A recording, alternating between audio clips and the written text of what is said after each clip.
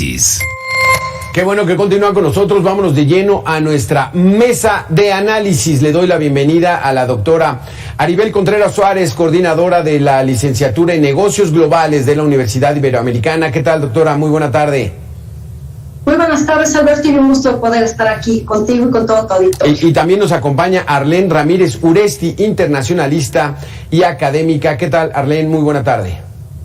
¿Qué tal? Muy buenas tardes, un gusto saludarlos. El tema de los migrantes es un tema de crisis humanitaria. Eso difícilmente podría decirlo alguien que no es así. Hoy inicia el presidente de la República una gira por Centroamérica. ¿Qué estaríamos esperando, doctora Aribel, de esta gira? ¿Cuáles son las expectativas donde el tema central, entendemos, es la migración?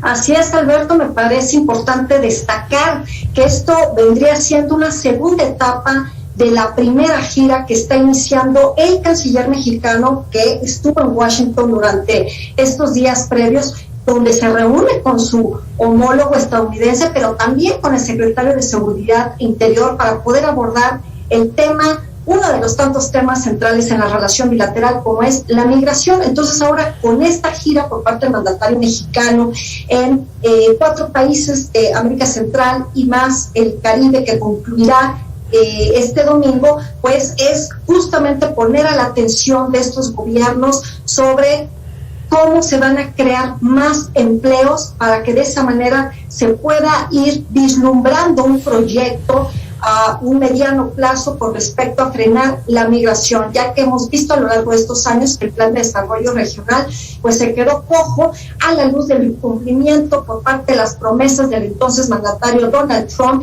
de que iba a invertir grandes cantidades de dinero, un gran compromiso que se había hecho en aquel entonces para poder frenar esta migración, donde en paralelo, Alberto, me parece importante también puntualizar que estamos viviendo que en territorio mexicano, en el norte, específicamente en Tijuana, ahora hay un apartheid migratorio, es decir, todos estos migrantes que se están esperando meses y años para que su proceso de asilo pudiera continuar, se enfrentan, por un lado, pues rezagados, haciéndolos a un lado, porque ahora la velocidad se está enfocando al trámite de asilo hacia los ucranianos que enfrentan una guerra al interior de su país. Entonces ahora estamos viendo que la migración tiene nuevos frentes, nuevas caras, sí. Y dentro de estos nuevos rostros habrá que ver qué esfuerzos se logran tener en materia de cooperación y de alianzas en cuestión de migración. Porque lo calificas bien, Aribel, es un apartheid porque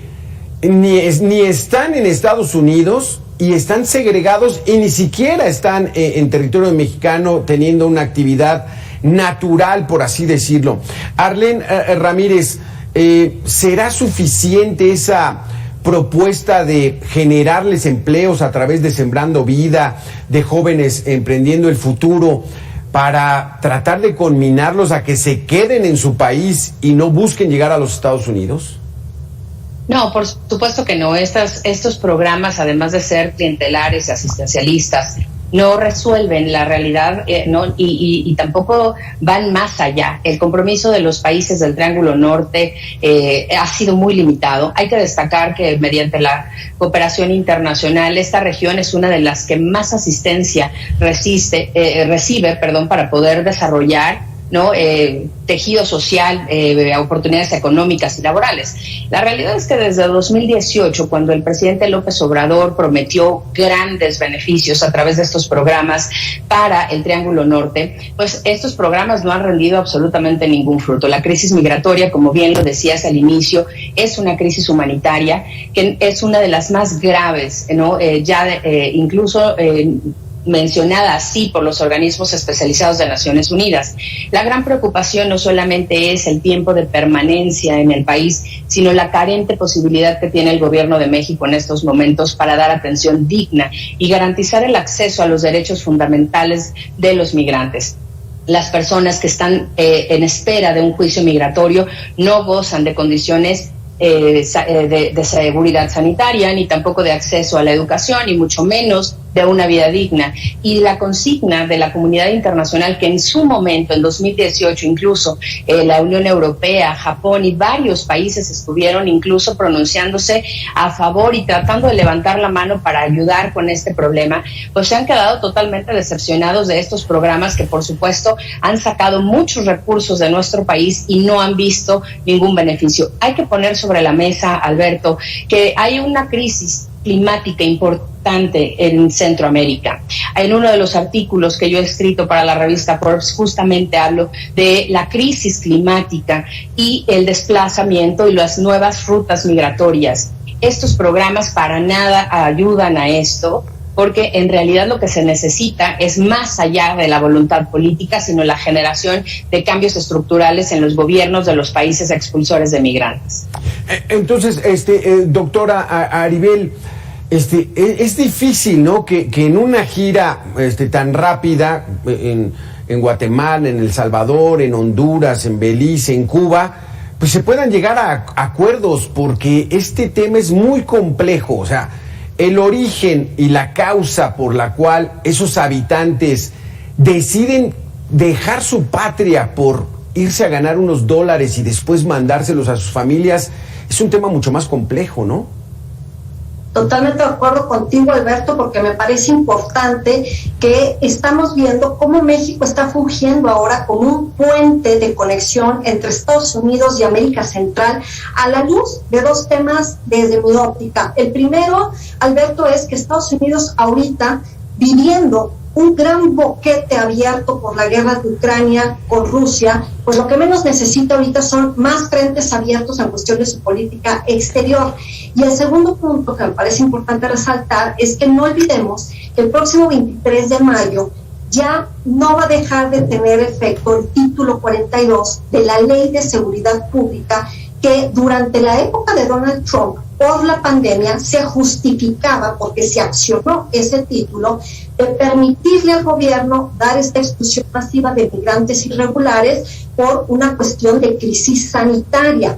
A la luz de que ahora esta fecha cada vez ya se acerca, el gobierno de Estados Unidos está muy preocupado porque ahora esto pudiera traducirse o interpretarse por parte de una gran población en América Central, de que entonces ahora ya van a tener permiso y la puerta abierta para ir a la frontera, cosa que es Estados Unidos el primero que le conviene que este mensaje no llegue a ser interpretado de tal manera.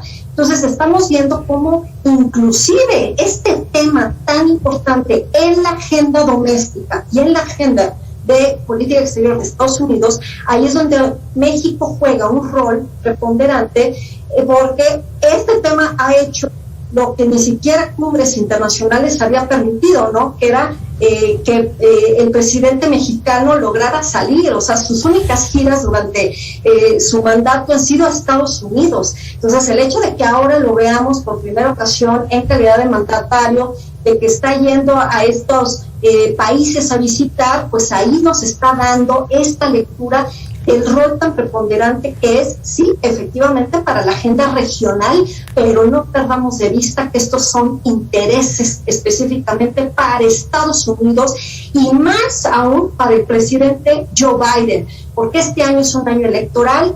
Él ya sabe que su popularidad cada vez va más bajando, se está jugando no solamente en perder asientos al interior de su Congreso, sino que inclusive esta jugada política le permitiría o no le permitiría a él poder tener gobernabilidad durante los otros 2 años de su mandato, y a la vez los resultados o no se estarían viendo para perder o ganar una posible reelección para el año 2024. Así que él sabe muy bien, igual que sus asesores, el tema migratorio, la única forma de poder tejerlo a mano y poder tener votos va a ser yendo de la mano con México y yendo de la mano con este tipo de proyectos para que puedan tener, aunque sea un pequeño paliativo, por intereses meramente electorales, Alberto. Sí.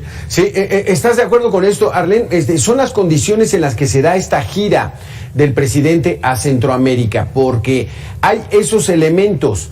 porque la solución se ve mucho más complicada. El presidente Bukele deteniendo a maras, metiéndolos a la cárcel, mano dura a todos estos criminales, pandilleros. En Honduras, pues bueno, la crisis económica terrible. Guatemala también con mucha lentitud en su desarrollo económico. Ese es el contexto en el que se encuentra esta gira. ¿Logrará algo el presidente en estos días? No, definitivamente no. Yo estoy totalmente de acuerdo en que obedece a la agenda política de los Estados Unidos. Es bastante evidente que después de la visita del presidente Marcelo Ebrard se detone una visita, ¿no?, del presidente López Obrador a la región. Le dijiste presidente a Marcelo Ebrard, ¿eh? Le dijiste presidente. Perdón, creo que todavía no. Del canciller, perdón, del canciller Marcelo Ebrard. No, el canciller Marcelo Ebrard, gracias. El canciller Marcelo Ebrard a los Estados Unidos. Y justamente detona, ¿no?, esta interacción hacia el presidente de México. Algo que es bastante importante también resaltar es que, bueno, la política migratoria del presidente Joe Biden sigue sin cuajar, no ha tenido los elementos suficientes al interior, no ha habido el proceso de cabildeo necesario para que haya verdaderamente una política migratoria abierta. Hay que recordar que él, como vicepresidente de los Estados Unidos durante el mandato de Barack Obama, tuvo una política bastante restrictiva, y hoy justamente se le ha complicado bastante el poder detonar una política migratoria que no sea a través, ¿no?, de este pivote en que ha convertido a México los Estados Unidos como herencia de la gestión del expresidente Donald Trump. En realidad lo vimos esta mañana, ¿no?, y en las declaraciones del presidente López Obrador de México, pues como de forma reiterada lo único que dice es que va a expresar la solidaridad a los pueblos de Centroamérica, y en realidad el problema requiere mucho más que solidaridad y mucho más que una línea de apoyo para esto. También Jóvenes Construyendo el Futuro y Sembrando Vidas, pues son programas que en esos países no han dado ni siquiera resultados, no está documentado realmente la implementación y los resultados de programas sociales erogados del presupuesto mexicano. Y entonces creo que es bastante importante el ver que la óptica política en este tema ha sido fundamental, y que básicamente no obedece a la política interna de México hacia la migración, sino que más bien nos está dictando una línea de seguimiento el gobierno de los Estados Unidos. Y los acuerdos a los que llegó el canciller Marcelo Ebrard en su última visita, pues evidentemente detonan un nivel de preocupación, sobre todo porque en la antesala de la Cumbre de las Américas, y eso hay que ponerlo también de manifiesto, viene la Cumbre de las Américas para la primera semana de junio, y en esa cumbre está como tema central la migración y cambio climático. Por eso es que no hay que desasociar, y tampoco hay que perder de vista que la migración hoy en día es un factor multicausal, que tiene diferentes aristas, y que cada país, por supuesto, enfrenta retos diferentes: seguridad, no, políticas públicas, descomposición del tejido social, pero hay una línea en común en los países del Triángulo Norte, y es el efecto del cambio climático. El corredor se está secando, no hay agua potable, y los cultivos de café, por poner un ejemplo, que eran el principal ingreso de la mayoría de la población en este corredor, están prácticamente por desaparecer. Vale. No hay lluvias y no hay una acción de los gobiernos para eso. La primer causa, y eso está documentado por ACNUR, ¿no?, en su informe del 2021 de desplazados en Centroamérica, la primer causa de migración y de desplazamiento fue la crisis del café en América Latina y en Centroamérica particularmente. Y eso, por supuesto, agrava muchísimo la situación, porque la gente ya migra no solamente para sobrevivir de los grupos del crimen organizado. Hoy es una cuestión de acceso básico a uno de los derechos humanos más importantes, que es el acceso al agua potable. ¿Alguna de las alternativas que pudiera dar, doctora Aribel, el presidente a sus homólogos de Centroamérica sería de que México pudiera recibirlos, de que México les diera ese asilo para que no lleguen hasta los Estados Unidos? Porque, pues bueno, los Estados Unidos hasta cierto punto pues dicen, ya no queremos inmigrantes, ¿no? Ya no es responsabilidad nuestra que quieran venir a ganar dólares, y que con estas crisis también del clima, de falta de agua y los sembradíos de café, pues bueno, los estén expulsando hacia allá. ¿Será esa alternativa que pueda llevar el presidente? de que se queden aquí en México? Muy interesante tu planteamiento, Alberto, porque por algo también el canciller tuvo que viajar a Washington antes, es decir, ya estos acuerdos previos entre México y Estados Unidos están totalmente planchados y arreglados. Hemos visto, Alberto, y cabe destacar que desde el año 2001, cuando entra en vigor el Tratado de Libre Comercio entre México y el Triángulo del Norte, lo que se buscaba desde aquel entonces era justamente un tratado que pudiera ser un paraguas para poder ser el detonante de desarrollar económicamente la región. Sin embargo, cuando vemos las cifras del intercambio de comercio bilateral y de inversión, pues vemos que la mayoría de estos países, pues de toda la región de América Central, tienen un déficit con México. Su primer socio comercial es Estados Unidos, pero no logran que en realidad un tratado ayude al desarrollo y al crecimiento económico de esta región. Entonces estamos viendo que también, a pesar de que hoy la presidencia de México anunciaba la ruta del presidente, de que hoy está en Guatemala, mañana en El Salvador y Honduras, el sábado en Belice y el domingo en Cuba, pues aquí a mí me viene mucho la reflexión de que entonces viene este cuestionamiento de si en realidad los tratados de libre comercio están logrando su objetivo, porque a la luz de lo que estamos analizando no lo es. Entonces México ha hecho lo propio. México ha intentado buscar desde sexenios anteriores diferentes mecanismos para poder ir como el hermano mayor jalando a la región y de esta manera pues frenar la migración. Sin embargo, nos damos cuenta que tampoco el Tratado de Libre Comercio que Estados Unidos tiene con algunas naciones ahí en la región ha ayudado a hacer vida. Entonces ahora el enfoque nuevamente sigue siendo cómo es que se debe de ir bordando a mano el tema migratorio para poder frenarla, para que ahora, como yo lo decía, con esta situación del título 42 y con el tema de la cumbre, que ya estamos prácticamente a un mes de que en Los Ángeles se celebre esta cumbre, también es importante destacar, Alberto, que hay diferencias con respecto a la lista de los invitados que van a asistir a esta cumbre, porque por un lado México habla de que sea una agenda inclusiva donde se agregue a Cuba, a Venezuela y a Nicaragua, donde por el lado de Estados Unidos pues considera que no son bienvenidos y que no pueden ser invitados porque no son gobiernos democráticos ni que respetan los derechos humanos. Entonces estamos viendo ahora que hay visiones distintas también en este sentido, por el lado de Estados Unidos, por el lado de México, con respecto a poder realizar esta cumbre de las Américas, cuyo espíritu pues era avanzar en esta zona natural de influencia por parte de Estados Unidos, pero donde han avanzado los gobiernos autocráticos, las dictaduras, y donde los populismos cada vez se incendian más.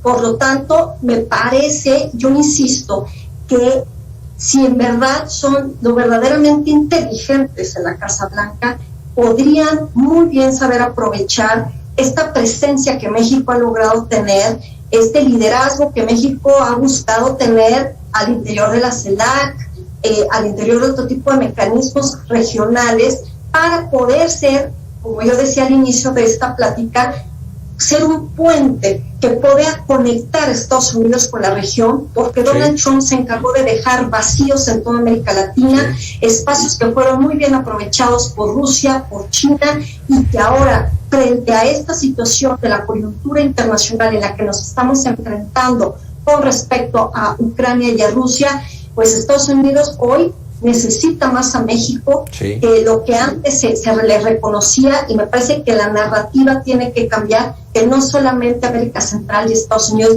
y México necesita Estados Unidos, sino hoy más que nunca que Estados Unidos necesita de su vecino el sur, para que de esa manera el tema migratorio no se convierta más en un tema de crisis, que ya bastantes crisis tiene Estados Unidos ahorita para estar enfrentando e intentando resolver, Alberto. Exactamente.